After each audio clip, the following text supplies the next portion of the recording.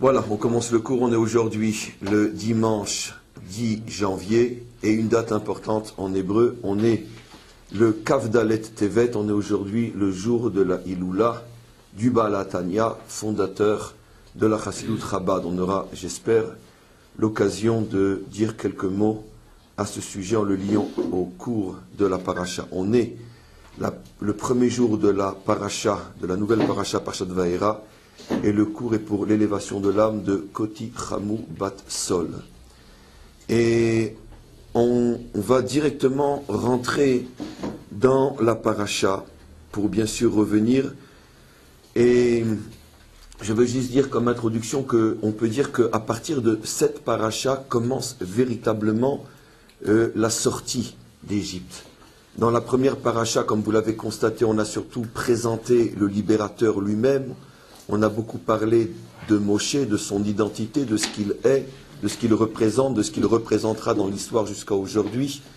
Et à partir de Parashat Va'era, on commence véritablement à rentrer, on pourrait dire, dans le cœur du sujet, comment les Bnei Israël sont sortis d'Égypte. Et dans la mesure où on sait, c'est une évidence que la Torah présente des modèles qui sont éternels et qui se répètent constamment dans l'histoire, et plus particulièrement la délivrance finale, comme on le sait, se fera sur le modèle de la sortie d'Égypte, comme il est dit, que tu nous sortiras par des prodiges de la délivrance finale de la même manière que tu nous as sortis d'Égypte.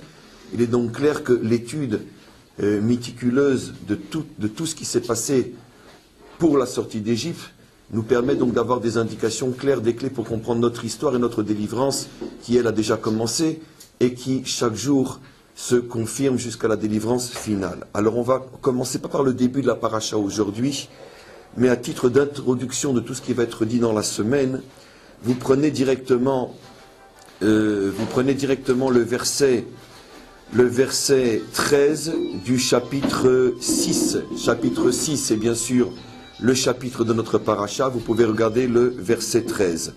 Dans le verset 13, on va nous réexpliquer, nous redire quelles sont les origines familiales de Moshe.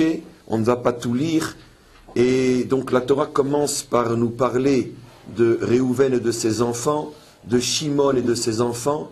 Puis après, elle arrive à Lévi et ses enfants. Tout ça pour en arriver à qui était finalement Moshe et Aaron. Car vous avez constaté que dans Parshat Shemot, on ne sait pas qui est Moshe et Aaron. On sait juste que ce sont des Lévi'im. Mais on ne sait même pas qui est son père et qui est sa mère. On nous dit Vayeler Ish Mibet Lévi, Vaikar et Bat Lévi, un homme de la maison de Lévi qui a été prendre la fille de Lévi. Mais on n'a aucune indication précise qui était le père, qui était le grand-père, de quelle lignée, etc. Donc ça va être repris ici comme pour véritablement nous dévoiler l'identité du libérateur du Goël. Mais on va voir qu'il y a quelque chose de beaucoup plus profond qui est dissimulé dans le secret des versets. Alors on va reprendre tout de suite le verset 13. Vaïdaber Hashem el Moshe vel Aaron, Vaïtsavem el Bene Israël. Hashem s'adresse à Moshe et à Aaron. Vaïtsavem el Bene Israël, il leur a ordonné de s'occuper des enfants d'Israël, ve'el paro meler Mitzraïm, ainsi que de s'occuper de Pharaon, le roi d'Égypte, les otzi et Bene Israël meretz Mitzraïm. Quelle est cette occupation dont il a l'ordre? C'est bien sûr de sortir Israël d'Égypte. Et tout de suite on commence le verset 14. Ele raché bet avotam bene Réhouven. Voici les chefs des familles. Et on commence directement par les enfants de Réhouven, Bechor Israël, qui, comme on le sait, est le premier fils de Yaakov, appelé Israël. Et on énumère les fils Chanor, Ufalou, Chetzron, Vekarmi, et les Mishpechot Réhouven. Après, on nous dit Ubne Shimon, et voici quels sont les fils de Shimon, Yemuel, Veyamin, Veoad, Veyachin, Vetsochar, Veshaoul, Ben Aknaanit, et les Mishpechot Shimon. On énumère donc les différents fils. Et enfin, on arrive à la famille qui nous intéresse, les Lévi'im. Ve'ele Shemot bene Levi le Toldotam, Gershon, Ukeat, Umrari, Ushne, Chaye Levi. Et on a plusieurs psukim jusqu'à ce qu'on arrive au verset 20, sauter un petit peu. Vaikar Amram et Yochevet Dodato. Amram a pris Yochevet, sa tante. les Isha comme épouse, va teled loet Aaron vet Moshe, et ils ont mis au monde Aaron et Moshe. Donc on voit très clairement que le but de ces versets, dont j'ai sauté plus de la moitié, est de nous resituer Moshe et Aaron. Le grand problème qui est posé ici, que tous les commentaires mettent en évidence, c'est que si on voulait effectivement nous situer Moshe et Aaron, pourquoi avoir besoin au départ de nous parler de Réhouven et de Shimon? Si déjà tu veux placer les Lévi'im dans le contexte de toutes les tribus d'Israël, alors pourquoi tu ne cites que Shimon et Réhouven? Parce que finalement, que Réhouven et Shimon sont cités avant Lévi. Il manque donc toutes les autres tribus. Donc encore une fois, si c'est pour nous expliquer d'où vient Moshe, il suffisait de commencer par les Lévi'im. Et si c'est parce que tu veux, par respect pour toutes les tribus d'Israël, quand tu parles des Lévi'im, tu veux parler des autres, alors pourquoi tu ne cites que Réhouven et Shimon? Alors tous les commentaires s'arrêtent sur ce problème-là qui est absolument évident. Chacun donne une explication à sa manière et on va voir quelle est l'explication profonde. Je vais vous montrer qu'il y a ici une, comme je les appelle toujours, je ne sais pas si le mot est exact, une anomalie pour bien faire ressortir le message. Vous remarquerez que quand on parle de Réhouven et de Shimon, on nous dit directement Béné Réhouven et les Raché Bet Avotam, voici donc les chefs de tribu, Béné Réhouven, et on nous parle des enfants de Réhouven qui sont Chanor, Palou, Chetzron, Derech Agav. Tout ça on le sait déjà, ça a été dit déjà clairement dans la paracha précédente et surtout dans fin de Bereshit, Parshat Vayechi, au moment où la famille descend en Égypte, on nous énonce très clairement qui sont les enfants de Réhouven et Shimon. Donc pour bien insister sur le fait que cette répétition est véritablement, apparemment inutile. Et après, quand on parle des enfants de Shimon, on nous dit « Ubne Shimon, Yemuel, Veyamin », etc. Et maintenant, regardez, quand on arrive à Lévi, on nous dit « Ve'ele Shemot Bene Lévi ». On ne nous dit pas, comme dans les deux précédents, Ve'ele Bne Lévi, ou Bne Lévi, comme on dit, ou Bne Réhouven, ou Bne Shimon, et on les énumère. On s'arrête et on dit Ve'ele Shemot Bene Lévi. On introduit une notion nouvelle par rapport à ce qui a été dit, et voici les noms des enfants de Lévi. Alors bien sûr, on peut se poser la question, pourquoi quand on arrive à Lévi, on dit Ele Shemot Bene Lévi, et pourquoi ça n'a pas été dit avant? Ele Shemot Bene Réhouven, Ele Shemot Bene Shimon, voici les noms des enfants de Réhouven, voici les noms des enfants de Lévi. Pourquoi cette anomalie? Alors en vérité, on a déjà commencé à toucher à la réponse. La Torah n'avait pas l'intention ici de reparler des enfants des autres tribus. Elle avait, comme c'est clair, l'intention de nous situer que Moshe et Aaron par rapport à Lévi. Mais la Torah voulait mettre en évidence quelque chose au sujet des Lévi'im, ce que j'ai commencé à mettre en évidence ici, Ve'ele Shemot Bene Lévi, et si la Torah avait commencé directement par Ele Shemot Bene Lévi, on n'aurait rien trouvé d'anormal. Alors pour mettre en évidence Ele Shemot, la Torah nous parle d'abord des deux premiers qui précèdent Shimon, qui dans l'ordre chronologique sont Réhouven et Shimon. À leur sujet, il n'est pas dit Ele Shemot, pour que quand on arrive à Ele Shemot, c'est une manière très pédagogique que la Torah a, quand on arrive au Lévi, mais qui s'est introduit par Ele Shemot, oh tiens, pourquoi on dit ici Ele Shemot alors que ça n'a pas été dit avant? Donc c'est clair que la Torah a utilisé une méthode très pédagogique pour nous mettre en évidence ces mots Ele Shemot. Alors donc, pourquoi il est dit Ele Shemot sur les Lévi? Alors vous savez très bien que dans la Torah, le nom indique toujours l'identité. Le nom, c'est l'identité. Et l'identité, c'est finalement ce que je suis, ce que je montre, ce que j'exprime. Et la Torah met en évidence ici que seuls les Lévi'im méritent en Égypte d'être appelés Ele Shemot. Les autres avaient des noms, bien sûr que les autres portaient des noms, tout le monde porte un nom. Mais un nom qui reflète véritablement l'identité, ça veut dire que le porteur du nom est digne de son nom. Il n'y avait que Lévi qui avait gardé son nom. Rappelez-vous que nos maîtres disent que par le mérite de ceux qui n'ont pas changé leur nom, nous sommes sortis d'Égypte. Et la Torah met en évidence ici qu'il y avait sans doute des milliers de Juifs à titre individuel dans toutes les tribus qui avaient véritablement gardé leur nom. Mais en tant que tribu, toutes les tribus avaient perdu leur nom, ça veut dire avaient perdu leur identité. C'était véritablement assimilé. Bien que je vais expliquer aujourd'hui ce que j'entends par assimilation. La seule tribu qui tout entière a continué à porter son nom, Ele Shemot Bene Lévi, c'est la tribu de Lévi. C'est la seule tribu qui en Égypte n'a pas perdu son nom. Rappelez-vous comment, justement, mais c'est ça la réponse, mais justement, mais pourquoi ils n'étaient pas en esclavage? À cause de ça, justement. C'est pas fait automatiquement. Mais non, c'est justement parce qu'ils ont refusé l'esclavage qu'ils ont gardé leur nom, comme je vais expliquer, comme vous comprenez. Et d'ailleurs, comment finalement la descente en Égypte est introduite dans la Torah? On l'a déjà expliqué plusieurs fois. Quel est le premier verset de la paracha précédente? Ve'ele shemot bene Israël abaim mitzraïma. La Torah dit, voici les noms des enfants d'Israël qui sont descendus en Égypte. Et les commentaires font remarquer que la lecture doit être collée au texte. Ce sont les noms qui sont descendus en Égypte, c'est-à-dire l'identité est descendue en Égypte. La descente en Égypte, c'est avant tout une perte d'identité. Malgré tout, nos maîtres disent, par le mérite de ceux qui n'ont pas perdu leur nom, nous sommes sortis. Ce qui veut dire encore une fois que des milliers de juifs se sont battus pour garder leur identité. Mais pas en tant que klal, pas en tant que groupe, en tant qu'individu. Par contre, il y a eu une tribu qui a mérité de garder son nom, c'est la tribu de Lévi. Donc la Torah est en train ici de nous expliquer finalement pourquoi c'est un enfant de Lévi qui a été choisi pour délivrer Israël. Parce que ne pouvait être le libérateur que celui qui est issu d'une matrice qui a porté et qui a gardé son identité en Égypte. Et cette matrice qui a produit ce libérateur, c'est la matrice Lévi, la seule qui en tant que klal, en tant que tribu, a gardé son nom. Alors maintenant, bien sûr, comme ça a déjà été suggéré, il va falloir comprendre ce que signifie, d'après la Torah, garder son nom. C'est l'introduction, encore une fois, de nombreux cours qui vont être donnés aujourd'hui et qui vont être donnés, cette semaine et qu'on commence aujourd'hui. On sait effectivement que la tribu de Lévi n'a pas été asservie. C'est pas seulement qu'elle n'a pas été assimilée. Le fait qu'elle n'a pas été assimilée est la conséquence directe du fait qu'elle n'a pas été asservie.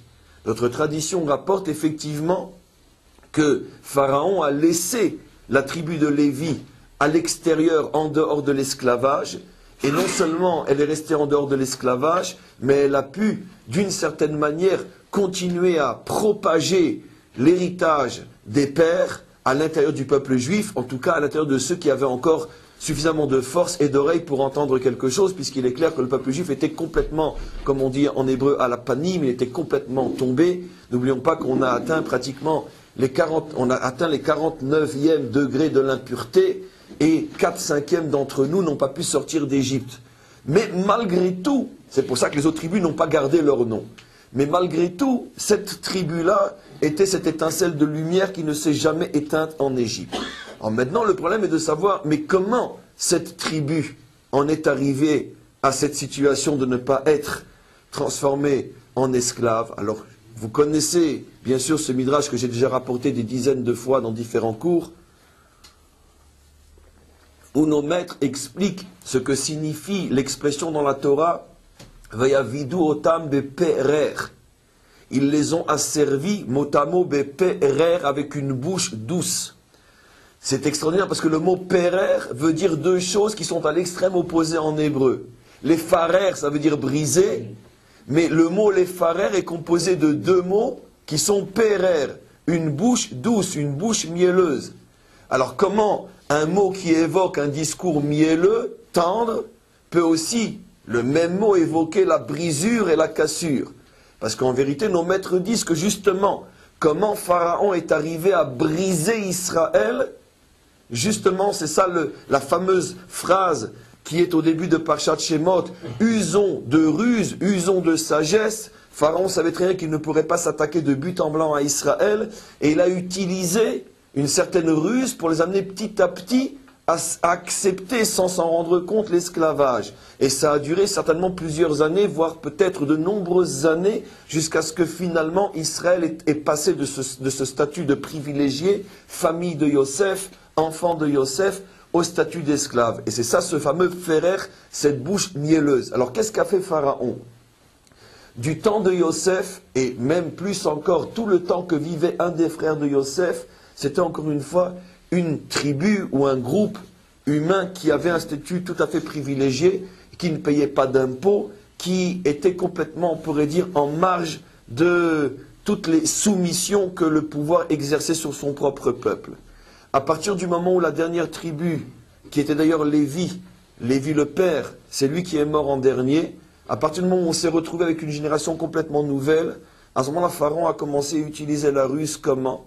Il a rassemblé donc 12 juifs qui étaient chacun les dirigeants des 12 tribus, donc étaient représentés les 12 tribus, les a amenés il leur a demandé donc un rendez-vous à son royaume, et il leur a expliqué, vous savez, les temps sont durs, je vais aller très vite parce que bon, vous comprenez ce que je veux dire, les temps sont durs, vous savez, je ne peux pas tout le temps, parce que mon peuple non plus ne comprend pas, et mes ministres, je suis obligé malgré tout, ça fait quand même des décennies, et vraiment des décennies, ça faisait plus de 80 ans et plus encore que, depuis que Yosef avait fait venir sa famille, presque 100 ans, que, je me souviens plus, 80 je crois, peu importe, que vous bénéficiez d'un statut extrêmement privilégié, mais on ne peut pas toujours rester à ce niveau-là, il faudrait que vous participiez un petit peu.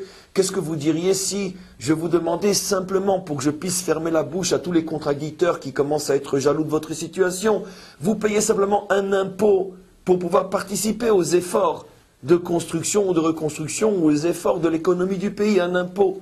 Vous pensez bien que les représentants ont demandé à délibérer, mais en 5 minutes, la réponse était évidente. 11 sur 12 ont dit, mais enfin c'est normal, vous imaginez dire maintenant à Pharaon qui gentiment nous demande un petit peu de participation, lui dire non, on ne peut pas, jusqu'à quand on va vivre sur le mérite de Yosef, les temps changent, Veyakom Melech Hadash, il y a eu un nouveau pouvoir qui s'est levé, dit le verset. Et donc 11 sur 12 ont dit, mais évidemment qu'il faut payer l'impôt. Il y en a un qui a refusé, c'était Lévi. Il a dit, mais vous n'avez rien compris. Lévi a eu cette chorma, Ezeu chacham aro et anolad, qui est le sage, celui qui voit à long terme, celui qui voit ce qui va se passer. Lévi a compris qu'en vérité c'était un stratagème uniquement pour amener petit à petit Israël à perdre ses privilèges pour pouvoir finalement après le rendre esclave, et que Pharaon n'en avait que foutre de l'impôt. Ce qu'il voulait, c'était cette vision à court terme, moyen terme pour lui de transformer tout le monde en esclave. Et il a dit non. Bien sûr, pour pouvoir déceler cette intention, il fallait avoir une chorma encore plus grande que celle de Pharaon. Il n'y a que Lévi qui a décelé le piège. Et ses frères lui ont dit, mais tu es complètement fou, on ne t'écoute pas, on refuse de t'écouter, tu nous mets en danger. Et puis après, c'est pas seulement un impôt qu'il va prendre, c'est plus encore. Et donc, par la loi de la majorité, les 11 ont annoncé que finalement on acceptait. Et très bien, Pharaon a vu que son plan commençait à marcher. Quelques mois ou peu importe, quelques années plus tard, Pharaon leur a expliqué, parce que c'est ce qu'il avait fait, dit le Midrash, par rapport à son propre peuple, qu'il demandait aussi un impôt humain, des simples travailleurs, pas des esclaves. C'est-à-dire que chacun devait, à tour de rôle, fournir de la main-d'œuvre parce que le pays était complètement en restructuration. On reconstruisait des villes, on fortifiait des villes, etc.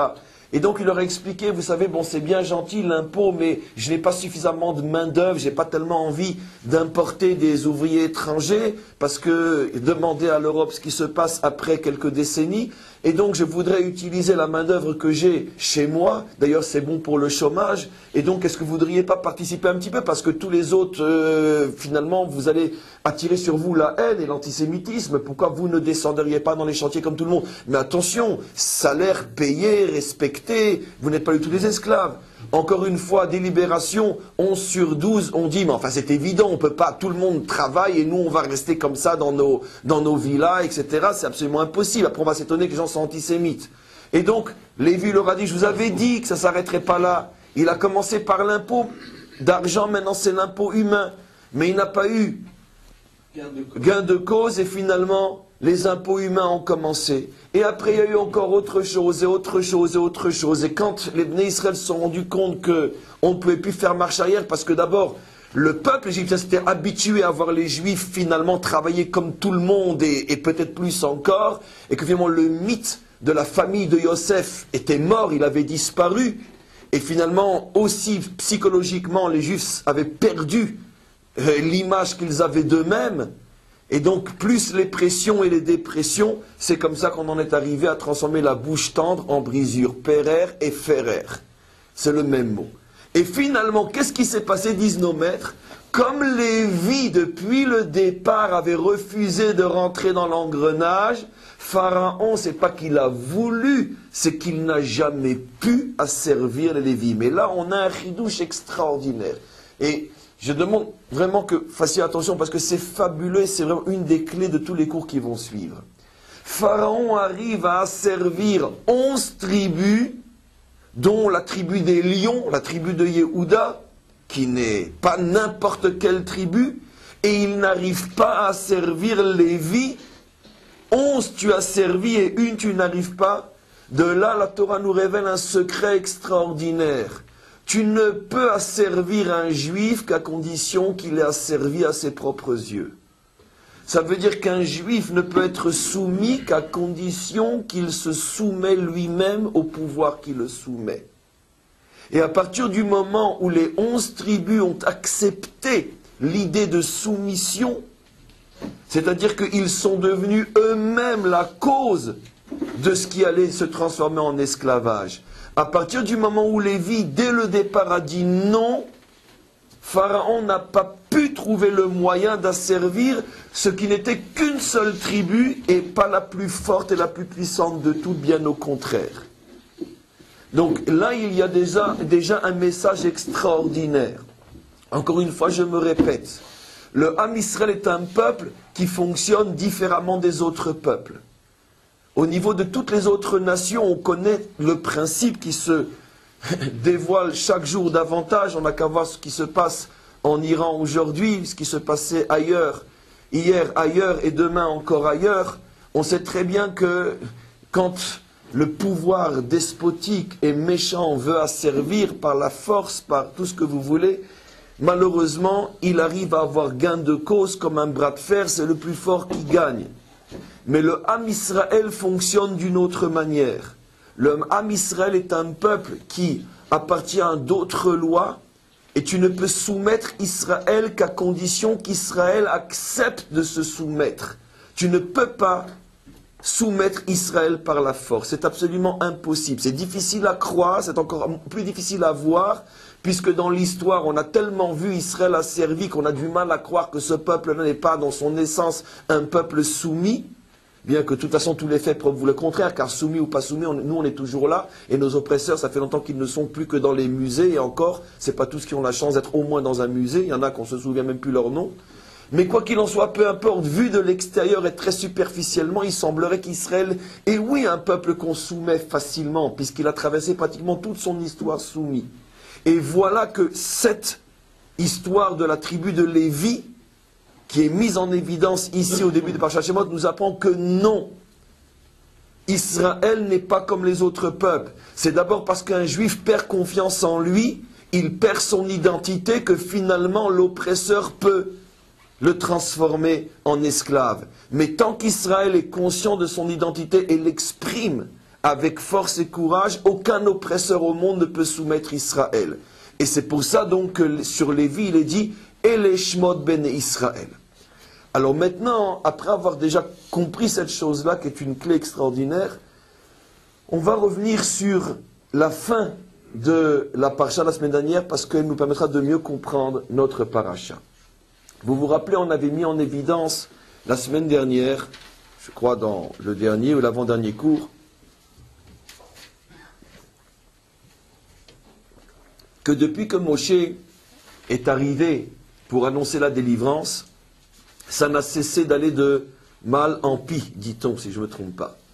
Ça n'a cessé d'aller de plus en plus mal, au point qu'à la fin de la paracha, Moshe n'en peut plus, lui-même il explose et il dit « Lamazé shalachtani, lama areotala amazé » pourquoi tu fais du mal à ce peuple, pourquoi tu m'as envoyé, je t'avais dit de ne pas m'envoyer, je t'avais dit que je ne conviens pas, avec toutes les explications que j'ai déjà données la semaine dernière. Et on a donné deux raisons. On va aujourd'hui voir une troisième, qui est un des plus grands secrets de cette fin de paracha. On a donné deux raisons qui font que finalement les choses ne se sont pas passées immédiatement, aussi vite et aussi bien que Moshe le pensait. Premièrement parce que, la première raison la plus simple, nous savons que dans ce monde, la vérité ne se dévoile que par l'effort, que par la souffrance, la difficulté et l'épreuve. la vérité ne se dévoile que comme un accouchement. C'est pour ça qu'on parle de l'accouchement du libérateur. La délivrance est un accouchement, comme en français d'ailleurs on le dit, bonne délivrance. Et donc, qui dit accouchement dit douleur, dit contraction, dit déchirure, dit point de suture, etc.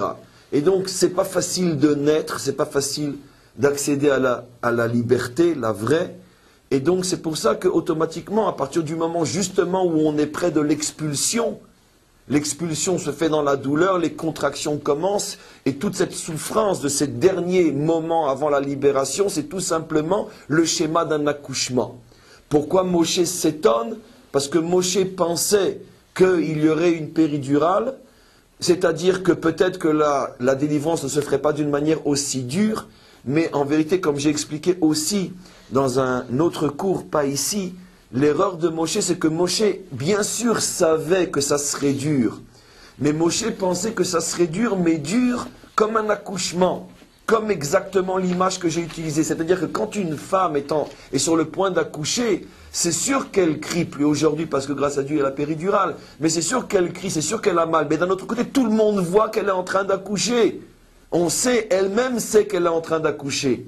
Donc Moshe s'attendait à des difficultés, mais des difficultés qui ne feraient pas perdre de vue l'essentiel, c'est-à-dire qu'on va vers la délivrance. Or, ce qui s'est produit, ce sont des épreuves qui, finalement, ont amené le Ham Israël, et jusqu'à Moshe lui-même, à perdre complètement confiance qu'on était en train de vivre la délivrance. Au point, rappelez-vous, que les Bnei Israël ont dit à Moshe que Dieu te punisse, espèce d'illuminé, espèce de fou. Tu viens parler au nom de Dieu et tu n'es qu'un simple charlatan. C'est ce qu'ils lui ont dit. Au point que lui-même perd la boule et se demande si finalement il a bien entendu, il dit à Dieu, mais qu'est-ce qui se passe? Ça, c'est différent d'un accouchement. Parce qu'un accouchement, on souffre, mais on sait qu'on accouche. Là, le Ham Israël se retrouve dans une situation où il ne sait plus qu'il est en train d'être délivré. Et ce chidouche-là, Moshe ne le savait pas. Finalement, il l'a appris sur le terrain, et on l'apprend aussi avec lui que pour toutes les générations, à chaque fois qu'on est proche de la délivrance, non seulement c'est dur, mais en plus on ne voit plus rien, et en plus on voit tout le contraire. C'est ce que nos maîtres disent, que En Israël Nigalim elak she'itihashu mina geula, que Israël ne sera délivré que quand ils se désespéreront d'être délivrés. Et donc ça c'est ce qu'on apprend ici. Ça c'est la première raison. Deuxième raison, on avait expliqué, ça c'est tout le chiour de jeudi dernier, que puisque Moshe n'était que le libérateur et non le Mashiach, c'est une notion déjà beaucoup plus profonde qui s'enracine dans la Chassidoute. C'est pour ça que j'ai commencé le cours de jeudi avec un Mahamar du Rabbi, que comme Moshe n'était pas le Mashiach mais que le libérateur, il ne pouvait pas empêcher une délivrance dans la souffrance. Car il n'y a que le Mashiach, et j'ai expliqué pourquoi je ne vais pas répéter le cours, qui peut faire une expulsion dans la douceur, mais pas le libérateur.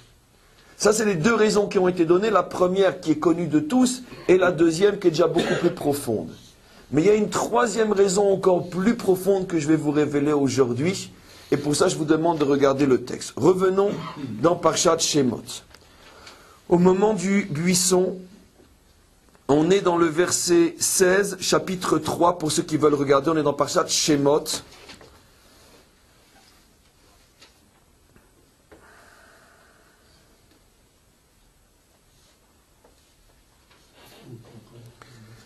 Le verset 16.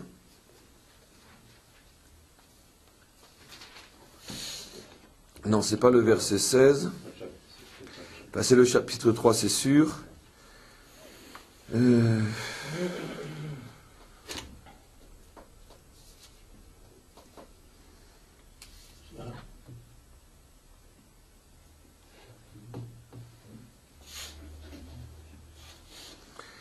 Qu'est-ce qui m'arrive? Où est le verset où Hachem dit à Moshe qu'il devra aller avec les chefs d'Israël, avec les Ziknei Israël, avec les anciens d'Israël, il devra aller chez Pharaon. Comment? Ah voilà, très bien. Merci beaucoup messieurs, merci. Le verset donc 17, le chapitre 3. Regardez ce qu'il est dit là-bas. Va Omar à aller... Non, c'est le verset 18, pardon. Veshamou le kolecha, lorsque tu annonceras aux enfants d'Israël que tu viens pour les libérer, Veshamou le kolecha, ils t'écouteront. Et maintenant, regardez ce que dit le verset. Ubata ata vezikne Israël, tu iras toi et les dirigeants d'Israël, dirigeants dans le sens les maîtres spirituels d'Israël, qui à cette époque-là étaient en même temps les maîtres politiques et les dirigeants. Donc qu'est-ce que dit le verset? Ubata ata vezikne Israël el meler Mitzraim. Tu iras toi, accompagné de tous les dirigeants d'Israël, tu iras chez le roi d'Égypte, va martem elave, vous leur direz, vous tous ensemble, vous lui direz pardon, Hachem Elokea Ivriim Nikra Alenu. Hachem, le Dieu des Hébreux, s'est manifesté à nous. Ve'atan elchana deresh loshet yamim b'midbar, et il nous demande d'aller 3 jours dans le désert, ve'nizbechan Hachem Elokenu, pour servir Hachem notre Dieu. Maintenant, vous revenez sur toujours Parshat Shemot, vous revenez au verset 30, le dernier verset du chapitre 4. On est dans le chapitre 4 à la fin, le verset 30, et on nous dit la chose suivante. Vaïdaber à Aaron et donc Moshe et Aaron sont déjà revenus, ils ont rassemblé les anciens, et à ce moment-là, Aaron, qui est la voix de Moshe, parle. Et donc, Vaïdaber à Aaron et kol advarim asher diber Hashem el Moshe. Aaron raconta tout ce que Dieu avait dit à Moshe. Vayas haotot leine ha'am, et il fit les signes devant le peuple. Vayahamen ha'am, le peuple crut dans la parole libératrice. Vaishmeu, et ils acceptèrent, ils eurent confiance. Qui pakod Hashem et ben Israël, ils eurent confiance dans le fait que Dieu avait décidé de libérer Israël. Vechi ra'a et onyam, et qu'il a vu leur détresse. Veikdu veishtachavu, et ils se courbèrent et se prosternèrent. Et regardez ce que dit le verset après, le premier verset du chapitre 5. Ve'achar ba'u Moshe ve'Aaron vayomru el paro. Et après Moshe et Aaron allèrent et ils se sont tenus devant Pharaon et ils lui ont dit, Kohamar Hashem Eloke Israël, voici ce que dit Hashem Eloke Israël, Shlach ami, Shlach et ami, libère mon peuple, Ve'yachoguli bamidbar, pour qu'ils me servent dans le désert. Et bien sûr, où sont passés les Skenim?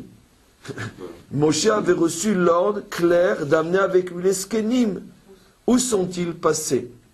Effectivement, nos maîtres se posent la question, et vous avez tous lu, j'espère, Rashi, qui rapporte les paroles des maîtres, et qui dit qu'effectivement ils sont partis avec lui, mais au fur et à mesure qu'ils s'approchaient du palais, ils ont commencé à s'esquiver. Finalement, ces fameuses Kenim, regardez maintenant le retour de la situation, ces fameux représentants des tribus, qui déjà, dès le départ, avaient accepté de se soumettre à Pharaon et étaient eux-mêmes la cause inconsciente de l'esclavage d'Israël, selon le principe que j'ai expliqué. Si un juif ne perd pas confiance en lui-même, personne ne peut le soumettre à quoi que ce soit. Et donc, c'est les Skenim qui étaient indirectement responsables de l'asservissement d'Israël. Voilà que les mêmes Skenim, ce pas les mêmes personnages, mais puisque entre-temps il s'est passé plusieurs siècles, mais on pourrait dire le même concept de dirigeant d'Israël qui, lorsqu'il doit maintenant avoir le courage de faire face à Pharaon et de lui dire « Laisse partir mon peuple », finalement ils se sont débinés les uns après les autres, il n'est resté que le représentant de Lévi qui était Aaron, pas Moshe. Moshe était le représentant de tout Israël, mais le représentant de la tribu de Lévi à cette époque-là était, comme on le sait, Aaron. Donc finalement, la boucle est bouclée. Au départ, il n'y a que le représentant de Lévi qui dit non, on n'accepte pas, et qui finalement échappera à l'esclavage.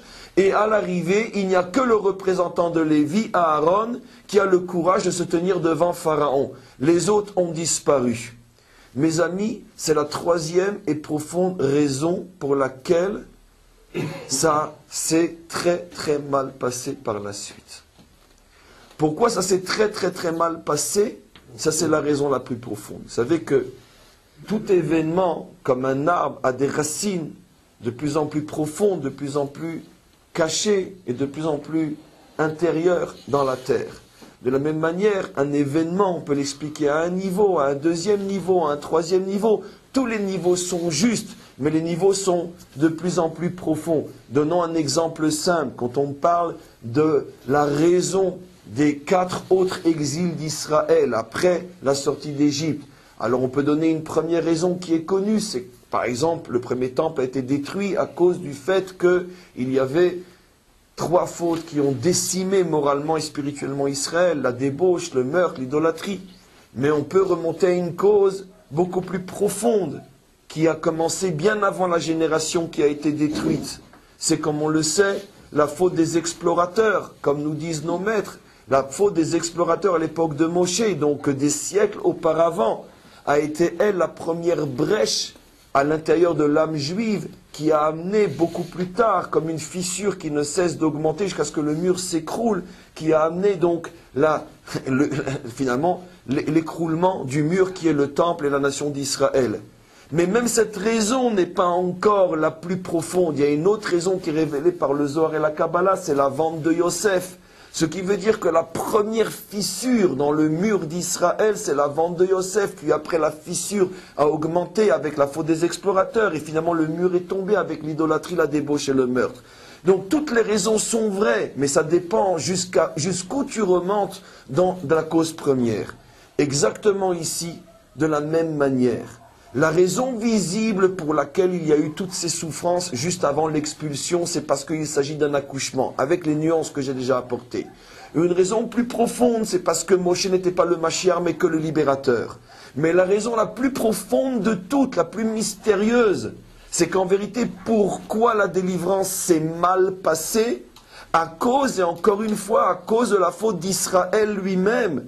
Et Israël lui-même, par ses représentants, car la tête d'Israël, finalement, représente le corps, parce que la tête avait peur de Pharaon. C'est pour ça que la délivrance s'est mal passée. Ça veut dire que si, et c'est ce que Dieu avait prévu, si les anciens étaient venus avec Moshe, et toutes les tribus auraient été donc représentées par l'intermédiaire de ses chefs, et s'étaient tenus devant Pharaon courageusement, et lui avaient dit tous ensemble, en une voix, « Laisse partir mon peuple », à ce moment-là, il n'y aurait pas eu tous les décrets qu'on a vus après, qu'il faut qu'ils amènent eux-mêmes la paille et que les enfants sont emmurés jusqu'à ce que Moshe explose et fasse une dépression. Tout ça ne se serait pas passé. Il y aurait des difficultés, mais des difficultés qui ressemblent cette fois-ci vraiment à un accouchement. C'est dur, mais au moins on garde courage parce qu'on sait qu'on est en train de faire naître l'enfant. Mais des difficultés qui sont telles que tu perds complètement confiance que tu es en train d'être libéré, ça c'était pas prévu au programme. Et ça dépend du libre arbitre et donc du mauvais choix. Et ça, donc, revient à une notion qu'on a déjà expliquée. Si vous voulez, les grands canaux de l'histoire sont déjà tracés. Et ce qui est tracé ne dépend en aucun cas de nous, c'est que toute délivrance se fait dans la difficulté et la douleur. Mais l'intensité de la difficulté et de la douleur, qui peut être telle que tu perds complètement confiance que tu es en train d'être libéré, ça dépend de toi. L'intensité, la largeur dépend de toi. C'est ce qu'expliquent les maîtres de la Kabbalah. Il y a une longueur et il y a une largeur. La longueur, on pourrait dire, c'est le canevas, c'est le projet divin. Celui-là, tu ne peux pas le changer. Et c'est clair que même si Israël est un peuple de tzadikim, de toute façon, une délivrance se fait dans la douleur. Mais la largeur, ça veut dire l'intensité de la douleur est entre tes mains. Comme une femme qui accouche, il peut y avoir un cri et c'est fini, il peut y avoir 2 cris et c'est fini, il peut y avoir 3 cris, il peut y avoir 5 cris mais sans déchirure, il peut y avoir 5 cris avec une déchirure, il peut y avoir 10 cris avec 15 déchirures. L'intensité, la largeur, puisqu'on parle effectivement d'un accouchement, comment ça s'ouvre, ça c'est entre les mains du peuple, c'est entre les mains d'Israël, mais ici la Torah nous révèle que c'est essentiellement entre les mains de ses représentants. Si le représentant, si les skénim ont peur, à ce moment-là, ça crée les conditions de la souffrance et de l'épreuve. Et si les skénim abordent, on pourrait dire, l'objet qui fait peur, ici Pharaon, si les skénim abordent la difficulté avec courage, automatiquement, ça va atténuer jusqu'à presque faire disparaître l'intensité de l'épreuve, l'intensité de la douleur. Et donc c'est ça la véritable raison. Et donc vous voyez que par ces deux explications, que ce soit celle qu'on a expliquée sur le mot Ve'ele Shemot Lévi, ou soit celle qu'on expliquait maintenant sur les Skenim, la Torah est en train ici de mettre en évidence quelque chose d'extraordinaire. Et je vais m'en servir pour introduire maintenant notre paracha. C'est que le Am Israël, encore une fois je me répète, mais je me répéterai jamais assez parce que je sais que même après tous les cours qu'on pourra donner sur cette notion, c'est sûr on sortira de ces cours presque comme on est rentré, ça veut dire avec beaucoup de difficultés à l'intégrer. Mais je répète ce que j'aimerais qu'on arrive à intégrer, c'est que le Ham Israël est différent de tous les autres peuples, en ce sens que tous les autres peuples sont soumis à des lois extérieures, à des forces extérieures, et d'une certaine manière sont influencés par des forces extérieures. Le peuple juif est un peuple particulier qui est complètement imperméable aux pressions et aux forces qui s'exercent sur lui de l'extérieur. Le peuple juif ne peut subir et être influencé par ces forces extérieures que si lui-même, à l'intérieur de lui-même, d'abord produit et reproduit le modèle de la pression et de la dépression. Ça veut dire que si un tyran vient, et même s'ils sont à 1000 contre 1, 1000 pour eux contre 1 chez nous, et qu'il vient pour nous oppresser et nous soumettre, selon les lois de l'histoire de la nature, tout tyran, tout oppresseur qui vient à 1000 contre 1 finit par avoir le dessus. C'est les lois de l'histoire, c'est la loi du plus fort. On ne peut pas, quand on fait un bras de fer avec Cassius Clay, on ne peut pas le vaincre, c'est absolument impossible. Il a 20 ans d'entraînement, il est 100 fois plus fort que nous. Tu peux monter, descendre, tu ne peux pas. Ta volonté ne suffira pas. C'est clair que la volonté ne peut pas tout atteindre. Il y a des lois qui sont plus fortes que ce que je voudrais. C'est ce qu'on appelle se soumettre à la réalité. Mais le Ham Israël, lui, n'est pas soumis à cette réalité. C'est-à-dire que nos yeux vus de l'extérieur semblent voir qu'il fonctionne comme les autres, mais dans l'intériorité des mécanismes profonds du peuple juif, la Torah nous révèle que le peuple juif ne fonctionne pas d'après les critères et les lois de l'histoire. C'est d'ailleurs la raison de sa survie, parce que même quand on faute, on n'est jamais complètement soumis à ces lois. Le peuple juif, d'abord, crée la situation à l'intérieur de lui-même, et c'est parce qu'il l'a créé à l'intérieur de lui-même qu'il lui donne, en la créant à l'intérieur de lui-même, il donne une réalité au problème à l'extérieur de lui-même. C'est parce que 11 tribus sur 12 se sont dit, oui, quand même, c'est vrai, on ne peut pas se comporter comme ça avec Pharaon, c'est normal qu'on paye l'impôt. C'est de cette manière, à partir du moment où toi-même tu as perdu confiance en tes droits, et tu n'as pas vu que finalement on te regardait comme un esclave, et tu te regardes toi-même sans véritablement en être conscient, tu te regardes comme un esclave, c'est ce qui va donner le pouvoir, la réalité à Pharaon de nous transformer en esclaves. Mais sinon, si je ne me regarde pas comme ça, c'est absolument impossible. Vous allez me dire, mais comment il ne serait pas arrivé à nous transformer en esclaves? On est nous-mêmes, on pourrait dire, des étrangers à l'intérieur d'une super puissance, il suffit qu'ils envoient leurs soldats et c'est fini. La réponse est que non. Regardez la tribu de Lévi. Après que Pharaon est arrivé à soumettre 11 tribus, qu'est-ce que c'était pour lui d'envoyer quelques chiens, de policiers avec des chiens, pour soumettre les Lévi'im, ou les exterminer, peu importe, puisque les autres étaient déjà des esclaves, ils n'ont rien à dire. Non, on voit que non. La tribu des Lévi est le symbole vivant de cette impossibilité qu'a le non-juif de soumettre le juif si le juif ne s'est pas d'abord soumis à ses propres yeux. Ça, c'est la clé de la délivrance, c'est une des choses, on pourrait dire, les plus fortes de tous les messages qui nous sont transmis dans ces parachiotes en ce qui concerne la délivrance. Et tout commence là. C'est-à-dire qu'en vérité, on n'attend pas le libérateur. Le libérateur, il est à l'intérieur de nous. Parce que finalement, l'exil, c'est nous qui le créons. Le tyran qui nous fait du mal, c'est nous qui le créons parce que nous sommes d'abord à nos propres yeux soumis à la tyrannie. Et automatiquement, on donne une réalité, on donne un poids à cette tyrannie. Et donc les implications sont énormes. On va maintenant juste commencer enfin notre paracha, bien qu'on était déjà dedans tout à l'heure, et on va introduire le cours de demain. Je reprends la paracha donc au tout début. Vaïdaber Elohim, on est dans le verset 2, chapitre 6, premier verset. Vaïdaber Elohim El Moshe. Elohim s'adressa à Moshe. Vayomer Elav, et il lui a dit, Ani Havaye, je suis Havaye. Vous le savez tous, ce n'est pas besoin de moi pour le remarquer, ce verset ne termine pas comme il commence, ce verset est une montagne d'anomalies pour nous faire comprendre qu'il y a quelque chose. Vous voyez deux transformations énormes dans ce verset. On commence par l'expression Vaïdaber pour dire il a parlé. Et quand on dit Vaïdaber, on dit Elohim. Et après on nous dit Vayomer. Et quand c'est Vayomer, ce n'est plus Elohim, c'est Havaye. Donc c'est clair, même quelqu'un qui n'a aucune notion, s'il comprend l'hébreu, simplement on voit qu'il y a dans ce verset un mystère. Pourquoi on commence par dire Vaïdaber Elohim, mais on termine par dire Vayomer Havaye. Et donc, quelle est la différence à un premier niveau? Je n'explique pas tout pour l'instant.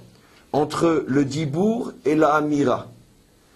En hébreu biblique, c'est très important de comprendre la différence entre l'édaber et l'omar.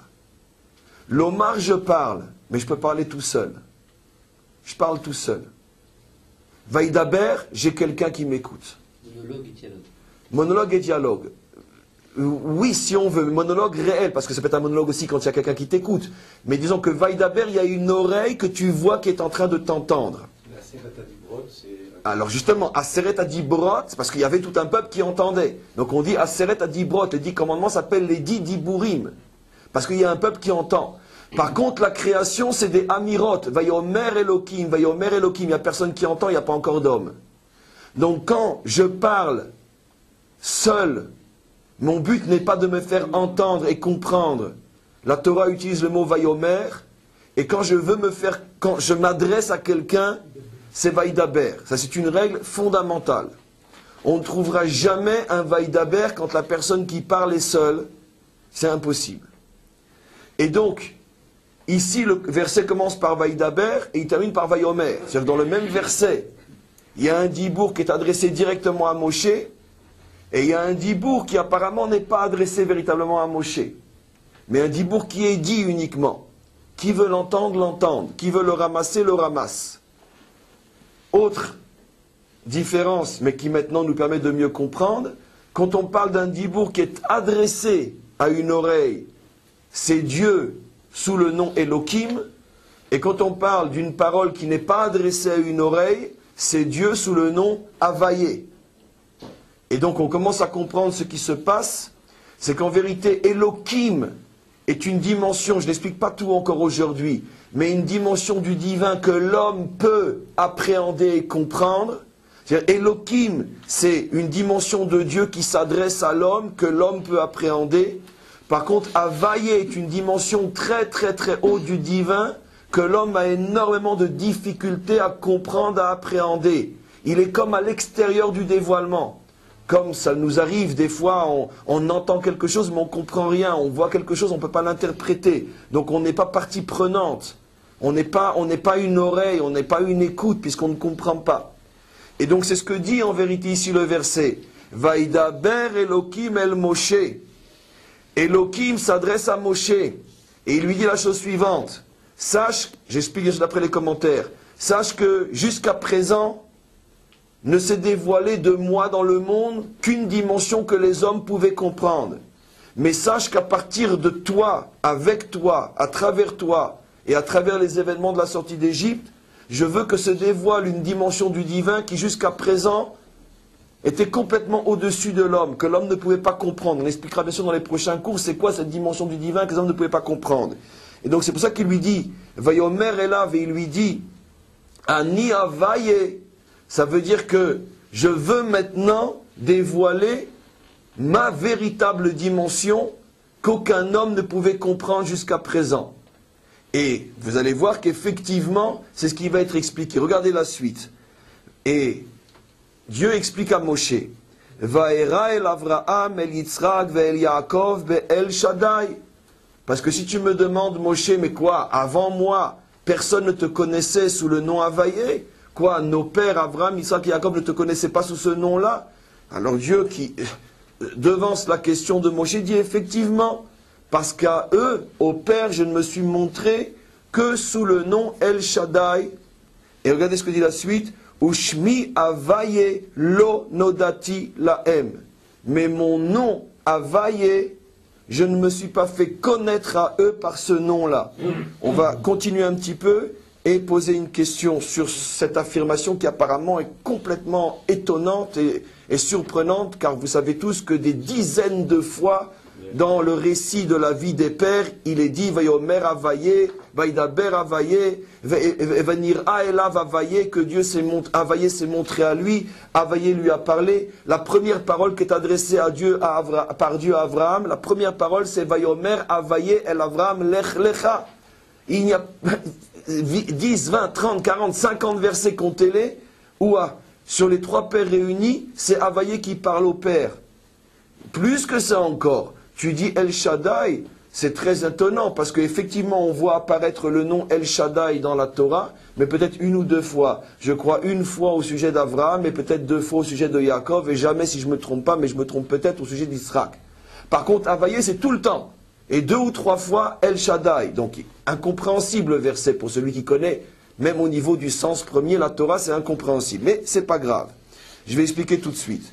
Velo nodati laem. Je ne me suis pas fait connaître sous le nom Avaye. Et je continue. Vegam akimotiet beriti itam. Et c'est avec eux que j'ai contracté mon alliance.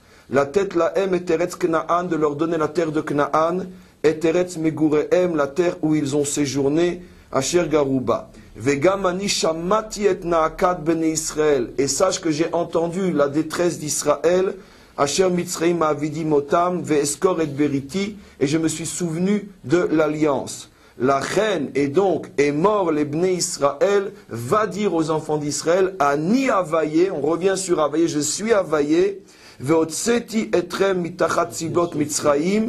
Là maintenant, on a les 4 langages de la délivrance. On consacrera bien sûr un cours sur ces 4 langages. Premier langage, dis-leur que je les sortirai de dessous le labeur de l'Égypte. Veitzalti etrem avodatam.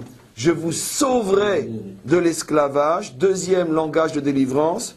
Vega alti etrem bezroa netouya. Et je vous délivrerai. On a sortir, libérer, sortir, sauver et maintenant délivrer. Vega alti etrem bezroa netouya ou beshvatim dolim.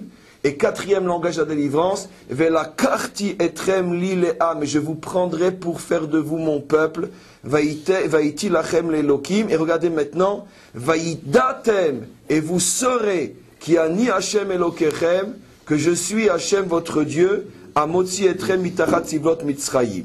Et je ne continue pas pour l'instant.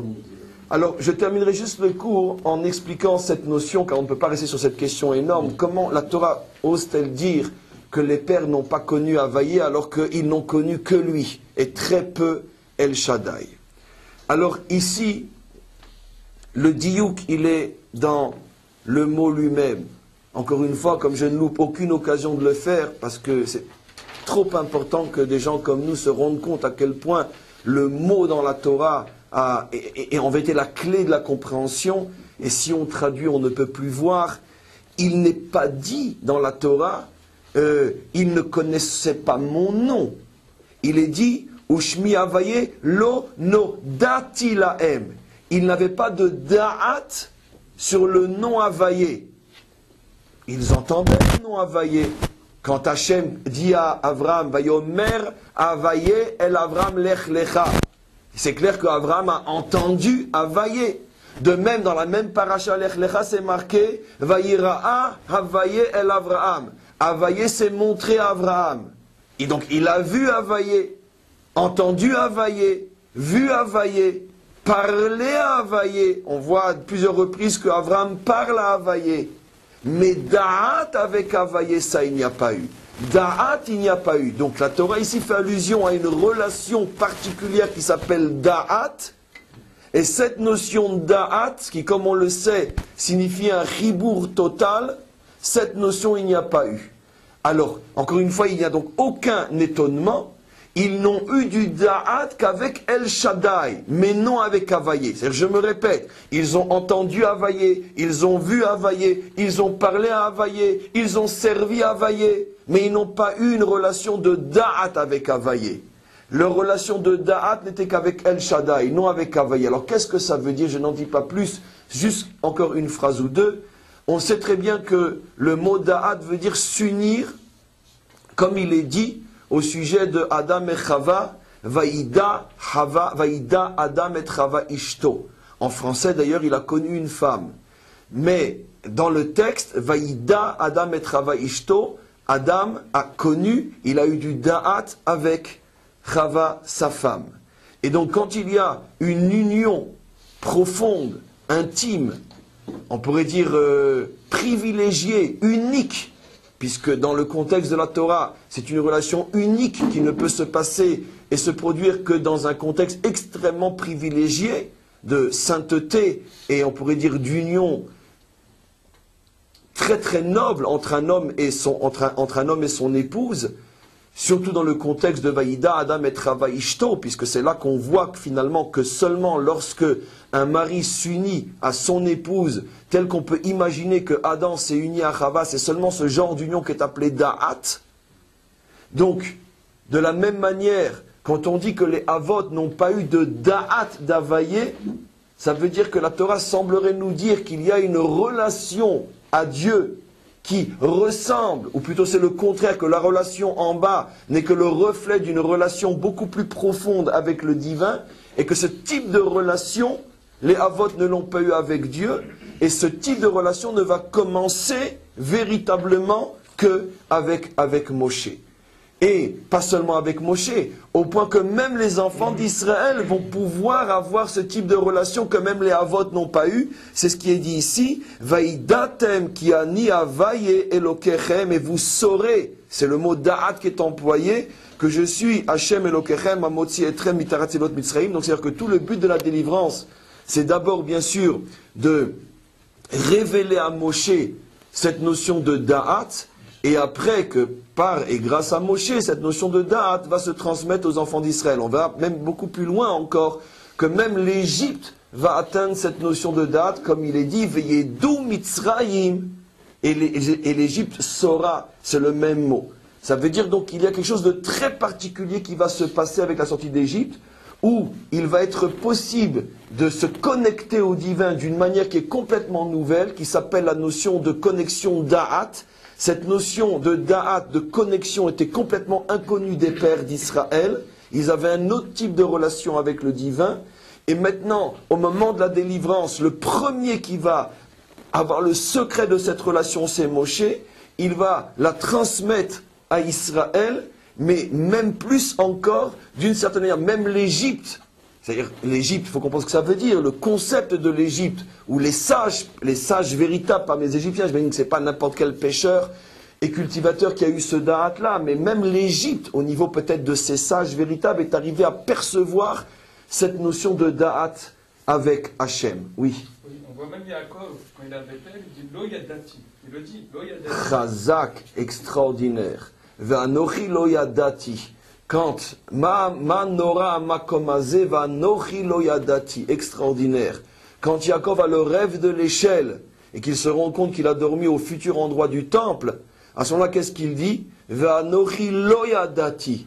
Cette relation de da'at, je ne l'avais pas. Et donc on voit que finalement Yaakov fait l'aveu lui-même qu'il n'est pas arrivé à ce niveau de da'at. Ne vous inquiétez pas, ça ne veut pas dire que les Avot étaient moins grands que Moshe, bien au contraire. Mais tout simplement, pour pouvoir arriver à cette relation de date, il faut un contexte historique bien particulier, qui est justement le contexte de l'exil et de la délivrance. Les Avot n'ont pas vécu l'exil et la délivrance, donc ils ne peuvent pas avoir cette relation de date, et on verra, Bezrat Hashem, en quoi cette relation de date est liée justement à la délivrance. C'est au-delà de la émouna, c'est le savoir. On peut dire oui, mais on verra. Vous avez raison, puisque c'est vrai que le mot date veut dire savoir aussi dans le sens de connaissance, mais on va voir que c'est encore beaucoup plus profond que ça.